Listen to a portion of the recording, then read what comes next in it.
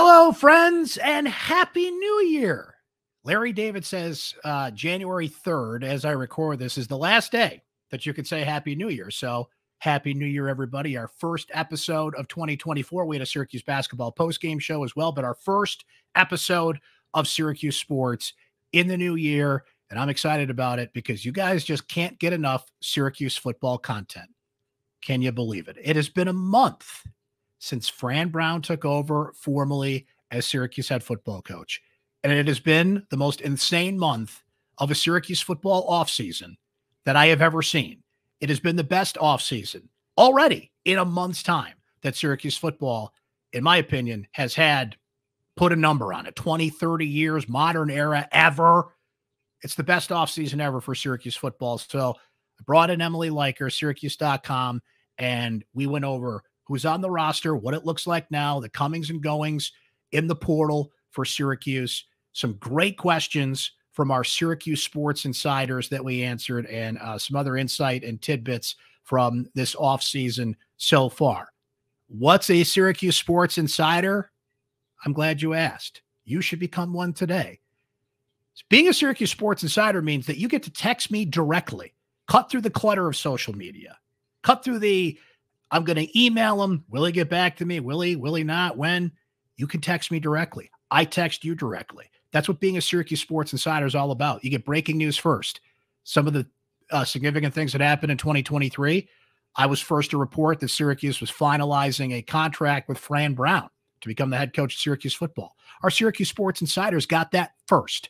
Our Syracuse Sports Insiders found out first that Kyle McCord had agreed to transfer to Syracuse football. Just a couple examples of breaking news. My insight, analysis, opinion, something on my mind, Syracuse football, basketball, sports-wise, I texted to you first. The back and forth we've had during football and basketball games has been incredible. You guys shape this podcast, the topics that we do, the questions we can answer for you. You get priority on this podcast, by the way, to have your questions answered, and during our Syracuse basketball postgame shows. There's more, but that about covers the good stuff. Here's how you become a Syracuse Sports Insider. Just text the word orange to 315-847-3895. By the way, here's a cool thing, guys. You can try it absolutely free for 2 weeks. Give it a shot. See what you like, what you don't like. Get some insight, analysis, questions answered from me. And if you don't like it, hey, no harm, no foul. You gave it a shot. But if you do, just $3.99 a month after that. You can cancel anytime, by the way. Become a Syracuse Sports Insider today. We're having a blast with you guys. Let's make that big in 2024. Let's talk Syracuse football because Emily Leiker and I are just kind of having the opportunity to take a breath here and look at what has happened in the last month of Syracuse football. It has been crazy. Let's jump in with our syracuse.com, Syracuse football beat reporter. Emily, it is merely January 3rd, 2024. Happy New Year, by the way. Happy New Year. But I can already declare that this is the best offseason ever for Syracuse football. And there's more to come. It's certainly the most interesting offseason ever for Syracuse football, and I've seen a few of these in my day. This is incredible. What we have seen, we're finally kind of over break, got a chance to take a breath, and even then we kind of couldn't take a breath because they were still bringing back players and commitments and transfers were still coming in, but I really got a chance to just step back and be like, holy crap, this is unbelievable. What is happening? So I just want to start there now that you've had a moment to kind of briefly exhale, and now we're kind of getting back at it here. Just what do you think of this offseason we've seen in about a month of the Fran Brown era? Yeah, I would like to introduce a new term besides offseason to address this, because there really is no offseason in college football, exist. At least for those actually working in college football, both, the coaches, but then also us. I like to call it the irregular season. There's the regular season and the irregular season. I like that. And we're in the irregular season. And it surely has been anything but regular for us. It has been very irregular. But yeah, it's kind of wild to think that it really has only been a month since Fran Brown has been formally introduced. Tomorrow, when this, I believe, will drop, January 4th will be the 1 month since his formal introduction, which is I didn't insane. even mean for that good timing. Fantastic. I know. Less than 2 weeks ago was the bowl game, which we don't want to revisit probably because it was just a bad time for everyone involved, I think. But so much has happened, and it's weird because in some ways there are like similar things that were happening around this time last year. Like last year, you were looking at new coaches coming in. There was coaching turnover happening, but it was all on the assistant staff and dealing with that. Now, obviously, coaching turnover is kind of wrapping up for Syracuse, and we think they've kind of started to finalize that first year staff for Fran Brown. So yeah, it's been a lot to unpack, and it's just going to continue to be a lot. We know that everything starts on January 15th for them. And so, like I said, there's no off season. It's just a regular season. I like that. That's a great term. And Fran Brown has tweeted that a couple of times. He mentioned it in his last press conference that he did on signing day, that 15th. That's the first day that players are all back.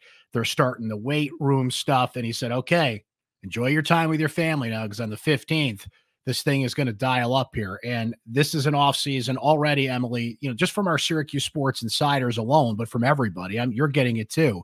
People cannot get enough football, which is not always the case, right? You always had a core and a base of fans that want to know what's going on, and they're following the portal, and they're football fans, and they always have questions. But it's interesting. Here we are as we record this the day after a Syracuse Duke game.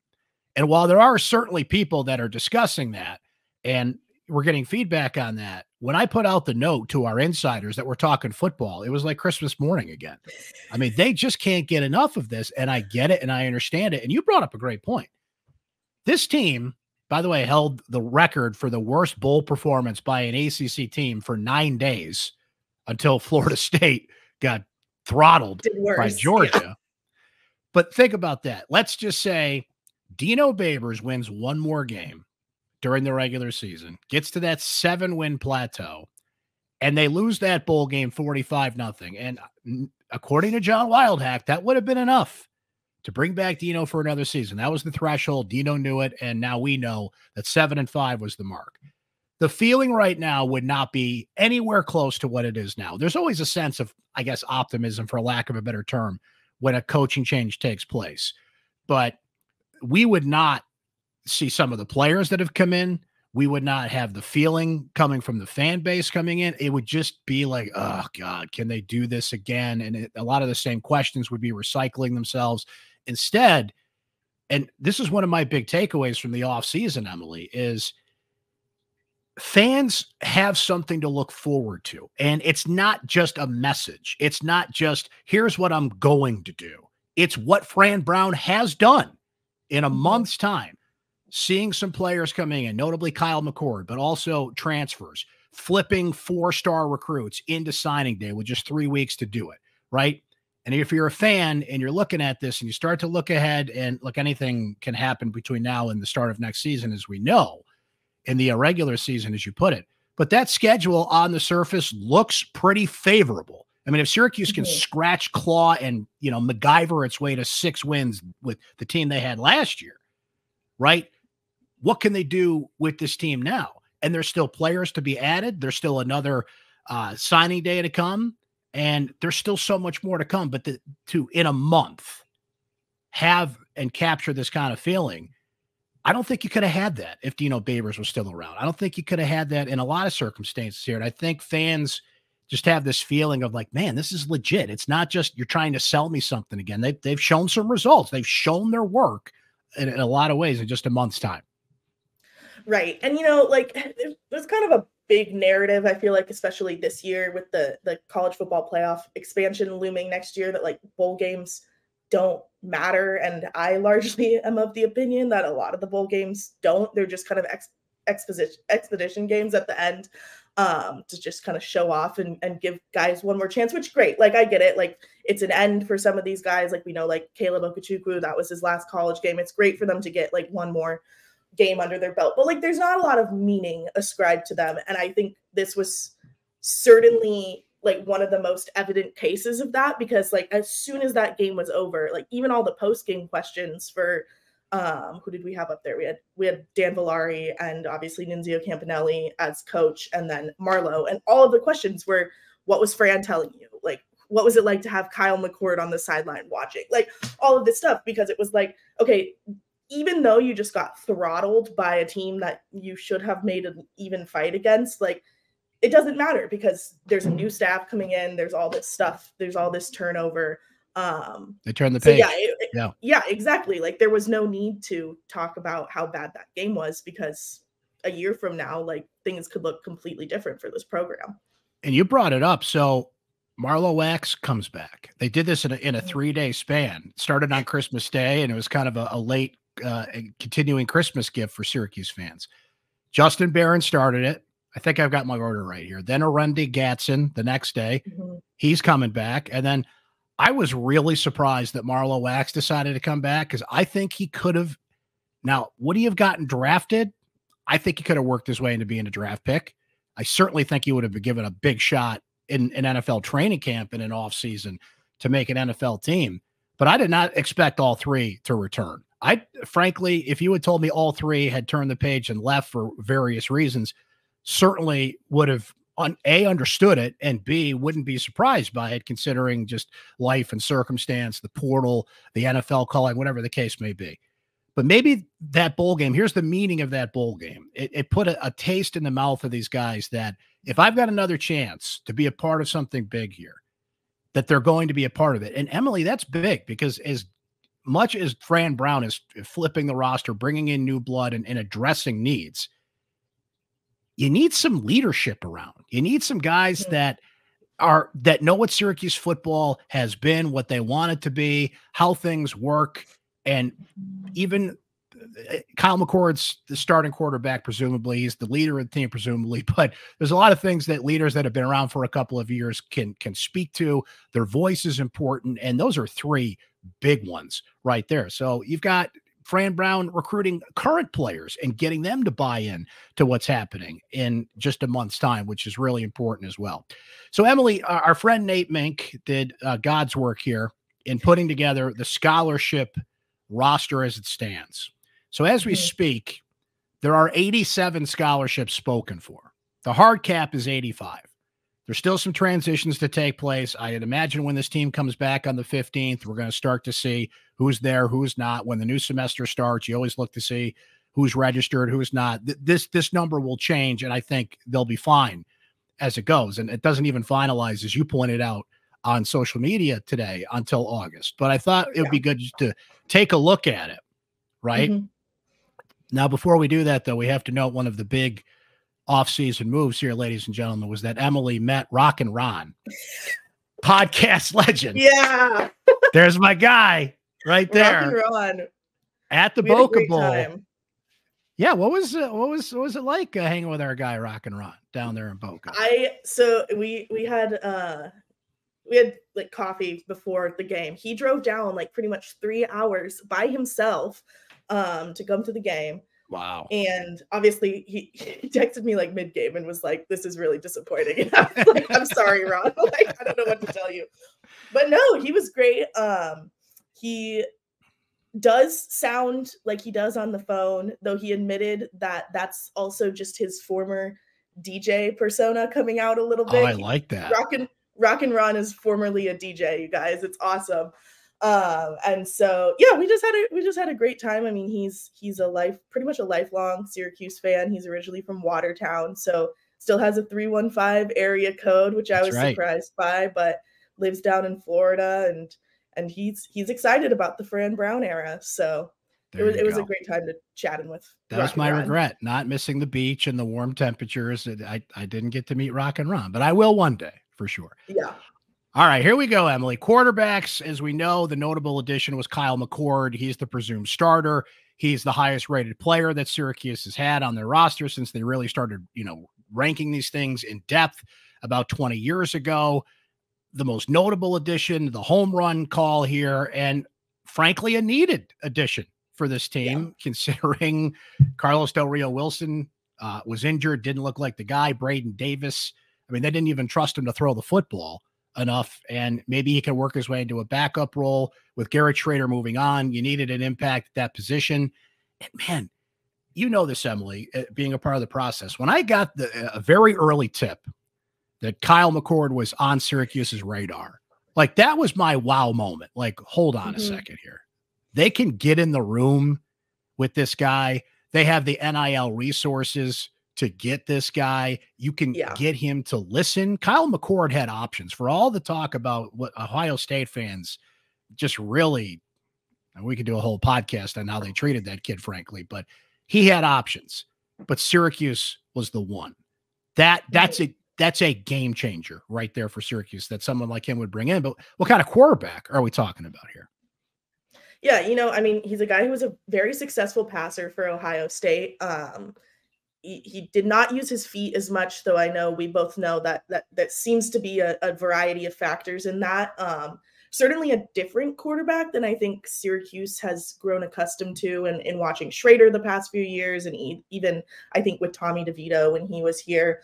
So it's certainly going to be a switch towards like a more pro style NFL kind of QB. I think the one thing that has concerned me, or not even concerned me, but the one thing I will be watching for, and I think we won't really be able to gauge until game action, and honestly, maybe not until ACC action, is that he did have some struggles when there wasn't a clean pocket for him to pass from last year. When he was under pressure, and we all know that the offensive line has always been a problem for Syracuse, and at least under Babers, it was always a problem, and maybe before that. So that's what I'm kind of waiting to see is, can Fran Brown get together an O-line that is strong enough to relieve that pressure on McCord? Because if so, then it looks like all things are going to go great for him. He has a host of wide receiving targets to go after, but that's my one thing that I'm like waiting to see how that will be handled, I guess, when we get to fall 2024. Yeah, Emily, we got to jump in next to the offensive line, because without question, the biggest topic on the minds of Syracuse fans, our insiders, is the offensive line. Are they getting offensive linemen? Who's coming in? Who are they looking at here? So you see it on your screen if you're watching on YouTube. That's what Syracuse has right now. You have a couple of seniors in Bradford and Joe Moore. Mark Petrie as well, a redshirt senior. Josh Aloa back. Reed is back. Cruz, Ellis, couple more juniors on the list there. David Wollabaugh Jr., assuming he gets healthy and returns next year. You have Joe Cruz, Bass, Mack, and now you're getting into the younger guys. And well, that you look at it initially and you see 16, couple of recruits on there as well. 16 offensive linemen. That's great, but they still have to make, I don't want to put this kind of expectation on it, Emily, to say a Kyle McCord-like impact on the offensive line. But there's still some room to add. There's still some work to be done, and Syracuse has really got to shore up an offensive line. If this pro-style offense, as you mentioned with Kyle McCord and his difficulties using his feet, is going to work, it all starts right there. And as exciting as this offseason has been, and as encouraging as it has been, it all comes into the trenches. I know that's the biggest football cliche in life, but Syracuse fans are still looking like, yeah, but what about that offensive line? Right. And I mean, 16 guys sounds like a lot, but you're playing 5. You need another 5 on the depth chart. 5 of those guys are freshmen or redshirt freshmen that are certainly not going to get very much, if any, playing time, just because they're going to be smaller than the guys they're going up against as 18-year-olds. And a lot of those guys that are on that list are guys that have battled injuries either this past season or within the past 2 seasons that you have to be worried about getting re-injured again. Wollabaugh does, I believe, is healthy now or is on pace with his recovery. He was one of those guys that, like Gadsden, had his boot off at the bowl game and was kind of doing light work and stuff like that. We'll see where he's at by the time spring starts, but it's just, it's one of those positions where injuries happen so easily and so often, it feels like, and there's already a large history of that. And so it's going to be tough again. I think that's always going to be my position that I am like wary about until there's been like multiple seasons proving me wrong. No question about it. Let's wrap up the offense here. There's the running backs, a couple of seniors in Price and Branham, LaQuinn Allen returning, of course. The big addition in recruiting was Yassine Willis, who was a flip from Pittsburgh to Syracuse, a 4-star freshman coming in. Wide receivers. So Alford comes back. That's somewhat of a surprise, right? Couple more veteran guys in Meeks. Umari Hatcher returns. Trevor Pena, of course, who was banged up for most of last season, remains on the roster at this point. Donovan Brown. And then a couple of key additions. Zeed Haynes comes in, a transfer who has a lot of eligibility left. Darrell Gill Jr. comes in. And then the 2 freshmen that really popped in recruiting, and a couple of flips included as well, and Jalen Hornsby and Emmanuel Ross. Tight ends, yeah, our guy Aronde Gatson is still technically listed at this position, but we all know he should be in the one we just looked at. Dan Villari, of course, coming in. And Emily, the big thing with Villari is the leadership. He said it in Syracuse's last press conference, not the bowl game, but the regular season game against Wake Forest, about the accountability and some of the culture changes that needed to be made. And it feels like we brought up the leaders that are coming back. He's a huge leader coming back, because it feels like he is really leading the charge on something like that. So a key addition, how he held the team together, playing every position in the book, that seemed like down the stretch, but also somebody that could, I think, have a captaincy on his chest next year, even with a lot of veterans returning and a quarterback and Kyle McCord there. But even if he doesn't officially have it, like he's a leader by example. Oh, definitely. And you know, he spoke pretty much every opportunity that we had to speak with guys like this season, it felt like. And yes, partially that's because we would request him because we knew he was good, but also would come out post game, and he always seemed willing and able to talk to us. Like he was always giving us good stuff, even when you could tell he was not doing well post game or stuff like that. So certainly bags of ice all over him. Bags of ice taped to his body and stuff like that. But yeah, as to you brought up the culture and accountability and stuff like that he had mentioned at the end of the Wake Forest game. When I talked to him during bowl week, he did say that he felt like Coach Brown was addressing all of those things and that he wasn't going to need to speak up about that anymore. So that certainly is promising as well.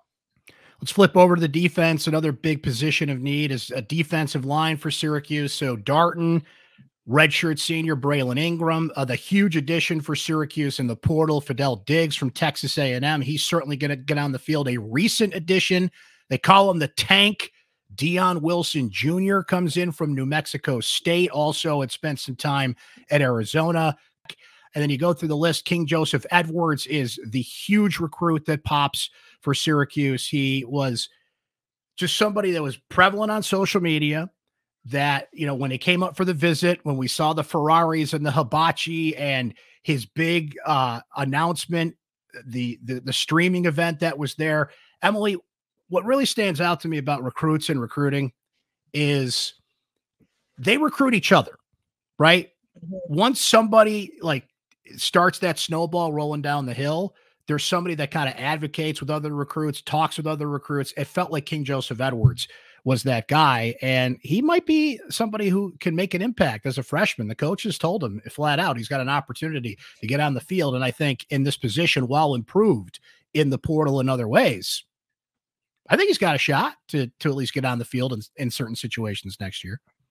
Yeah, certainly. I think he's definitely at the top of the list of this incoming true freshman class of guys who could be up there and be playing. And you know what? I think something that's worth pointing out and is interesting as well too is he already has like a community service project set up here. Chris Carlson and I were talking about it yesterday with one of the local high schools. He's doing like a toiletries drive. And so we know that Fran Brown has made an emphasis on saying that he's going to get involved in the community. And we've seen that a little bit already. And he's bringing in players that want to do the same. And so I do think that's exciting for Syracuse fans. I've seen a lot of people positively respond to that on Twitter and stuff like that.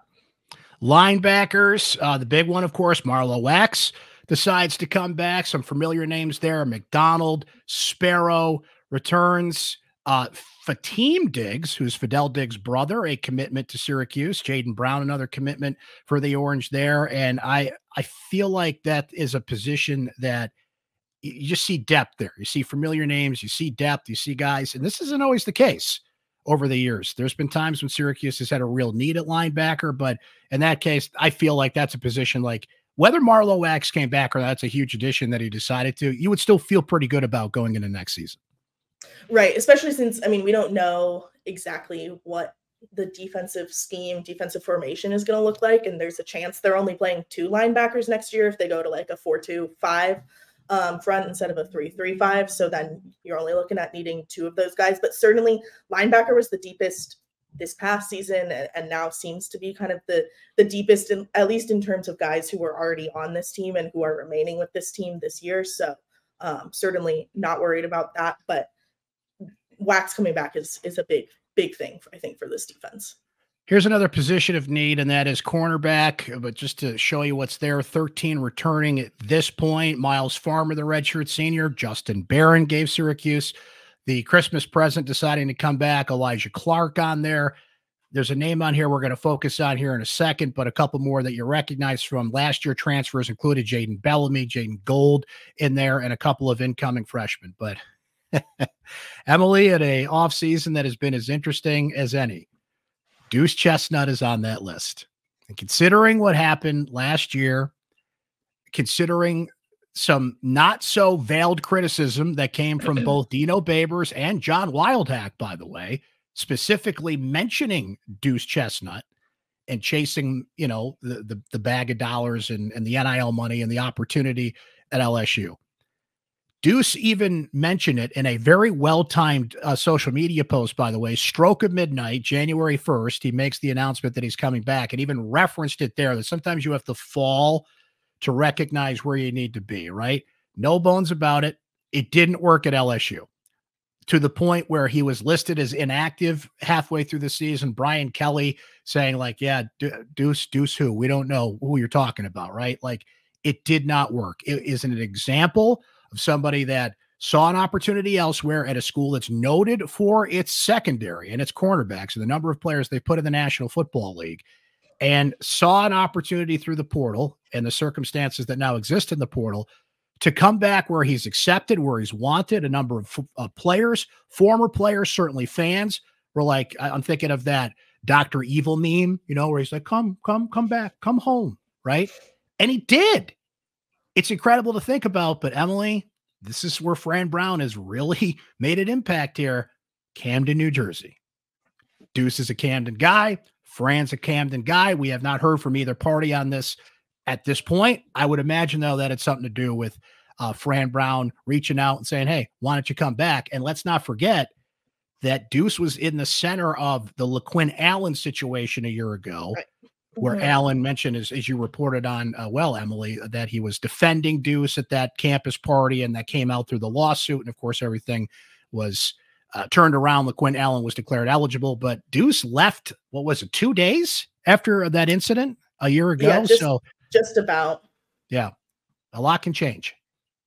Yeah. You know, it's been a long, I mean, it's been over a year now, I guess close to like 14 months since that December incident back in 2022 with Deuce and LaQuinn. And like you just said, Deuce went into the portal shortly after and has been relatively quiet about that whole situation.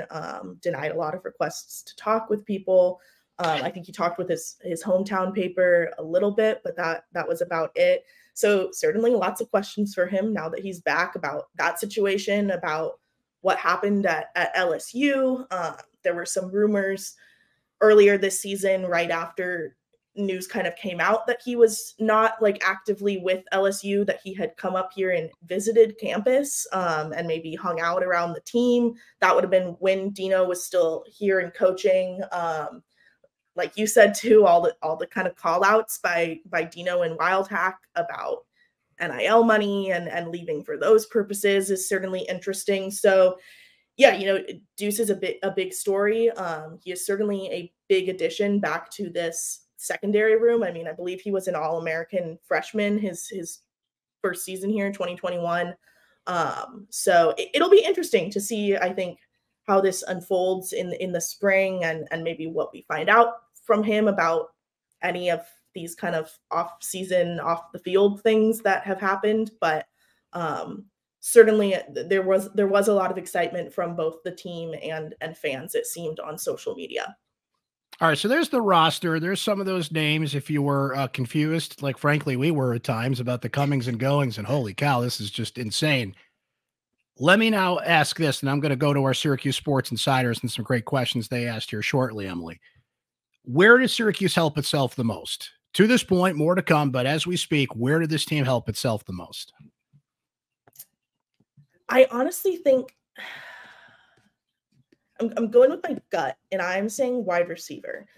We saw how bad, not bad, but just how many issues there were with the wide receiving core this season of inconsistency. And you know what? I'm sure that's also because we found out that Garrett Schrader wasn't practicing most of the time during the year. He told me that when we talked after his kind of end of career announcement. And that, but just the wide receiving core this year left a lot to be desired. And now you have 2 Georgia guys coming in as transfers who we mentioned. You have the couple 4-star, 3-star New Jersey freshmen.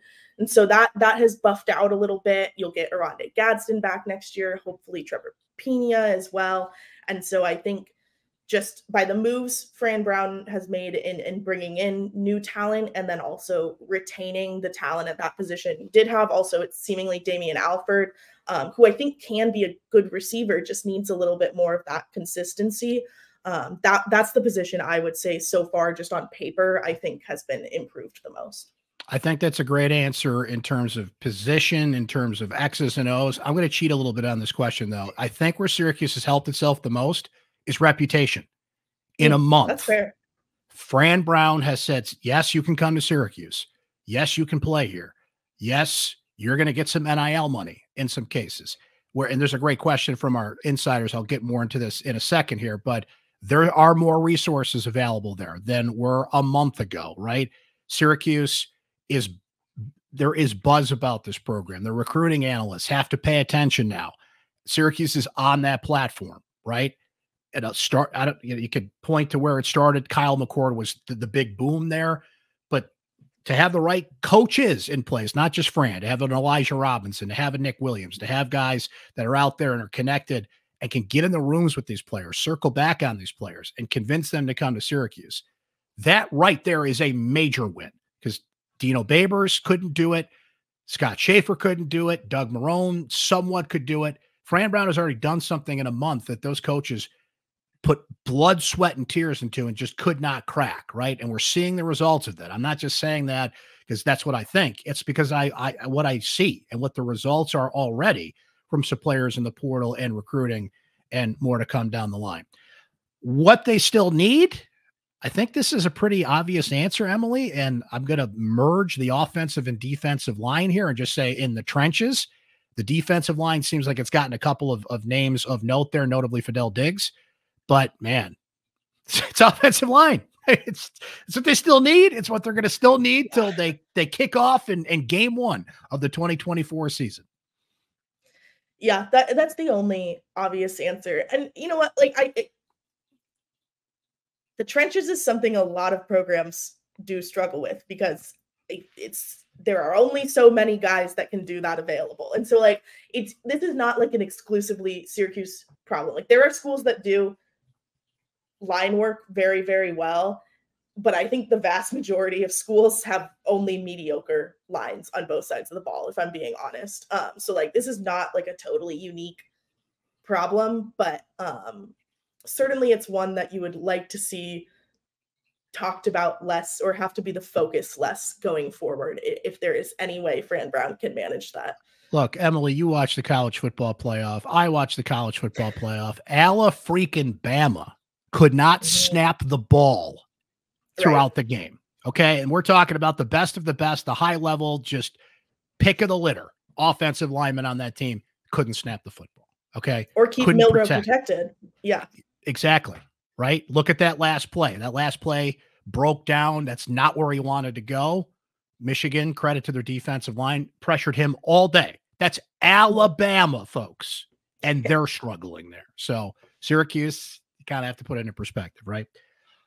To the insiders we go. ladies and gentlemen. It is so easy to become a Syracuse Sports Insider. You should today. Just text the word orange to 315-847-3895.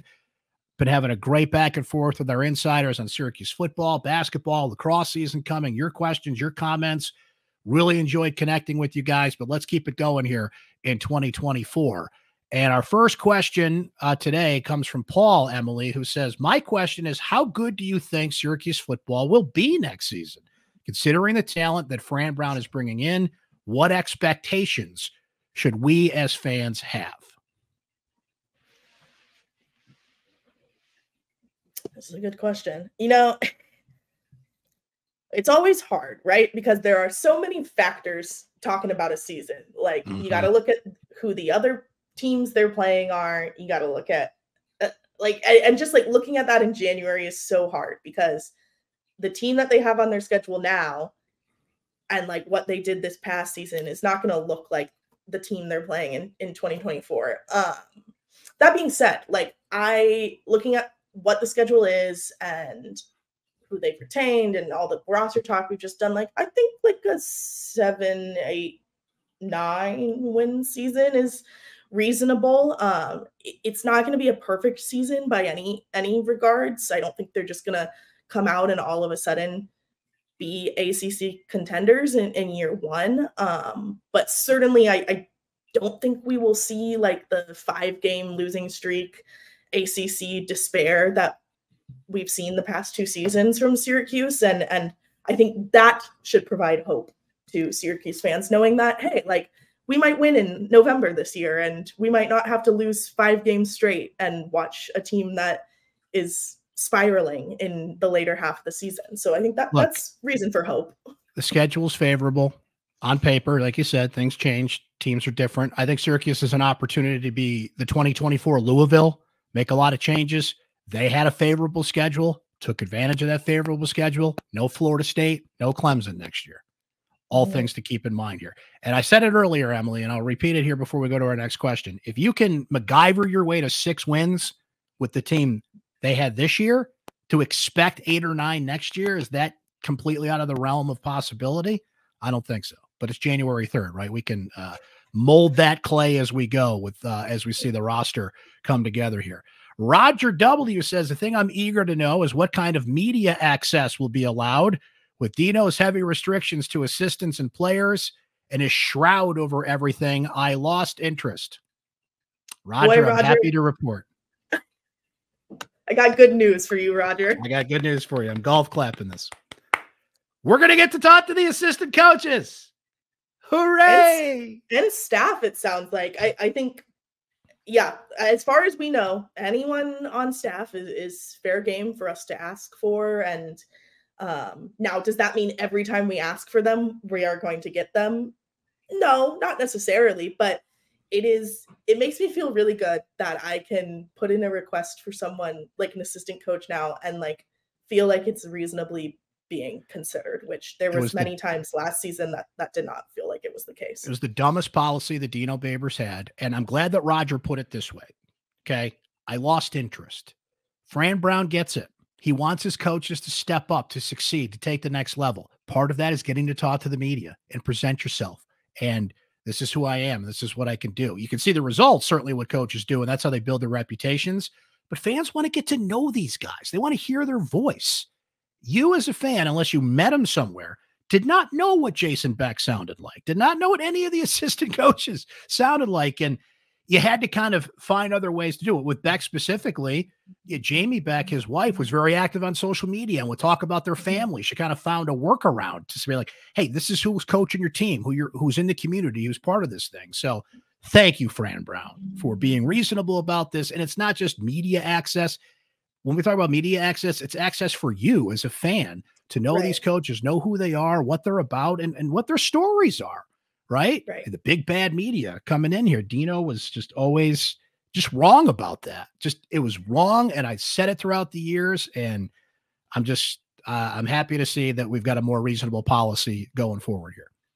And I think my thing has always been too, like, by allowing me to talk to more people on your staff, you're allowing me to tell more fair, more well-reported stories about your program. Like, it is hard to assess what's going on in a program when you're only hearing from one person and you're only seeing games. You're not seeing practices. You're not seeing whatever else. And we don't know like yet if we'll be allowed at practices at all. That type of policy varies a lot more among teams from what I've gathered just from talking to people in the industry versus talking to assistants. But this is a win for everyone. Yes, it absolutely is. I'm glad you put it that way. Matt Z says, given the success that Fran has had so far, is it possible Syracuse has landed a whale of an NIL donor or reconnected with Adam Weitzman in a much less public way? I can answer this. On Weitzman, the answer is no. Flat out no. He has not reconnected with Syracuse in that way. In terms of has Syracuse landed a, quote, whale of an NIL donor?